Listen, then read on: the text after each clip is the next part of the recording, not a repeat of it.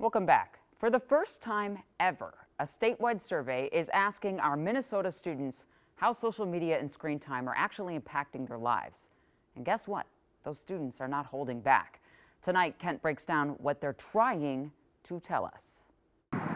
Mounds View High School has spent years trying to rein in cell phone use on campus. But when students here and at high schools across the state were asked about their overall social media use, 90% reported using social media every day. And more than half of students said they spend some of that screen time between midnight and 5 a.m. on school nights, at least once a week. I try in the mornings to not grab at it right away, but at night, it's definitely the biggest challenge. Piper Arcan is a senior who took that survey and isn't the only one willing to talk honestly about the love-hate relationship they have with social media. I was definitely scrolling on my phone 1, 2 a.m., staying up on my phone and stuff. I can admit that for myself also. It's like when I start to, it's like death scrolling, like just like before I go to sleep. Like there'll be days where I had tests and I'll be up 2 a.m. watching TikToks, and like that was a problem. According to the same survey, 44% of high school juniors reported that they might have a problem with spending too much time on social media. And 38% said they had trouble getting homework, chores,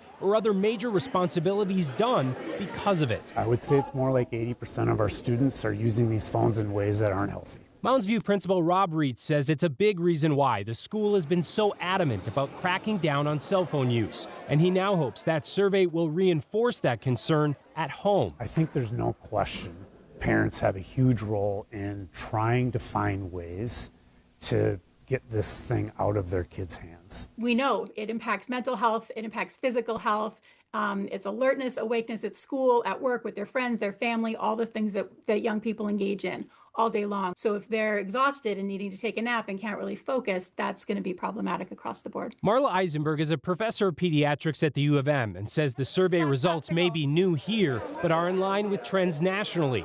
And if there's a silver lining, she says, it's self-awareness and the work many students are putting in. I put some screen time limits on, and I feel like it's becoming a better balance. I feel like it was a part of me maturing and a part of me locking in with life that really helped me figure out like when to put my phone down and stuff like that. It just takes a lot of self-control and maturity. You can't expect the change to just happen, you know. And there is reason to believe those students aren't the only ones making progress in that personal battle with screen time. These social media questions might be new, but overall, Minnesota kids are reporting in this survey improvements in their mental health and healthy activities that we haven't seen in up to 10 years. It's why experts say these conversations about striving for a healthier balance with tech might just be making a difference. And Jana, I think we both can attest, it's not easy for anyone of any age. Right, and I think that they're being honest in that survey is a huge step forward, saying, hey, social media companies, the jig is up. We know that you created something addictive, and we're actively trying to do better. Absolutely. The question is, how much are we listening? Right, and what we're going to do about it. All right, thanks so much, Kent. We appreciate it. We'll be right back.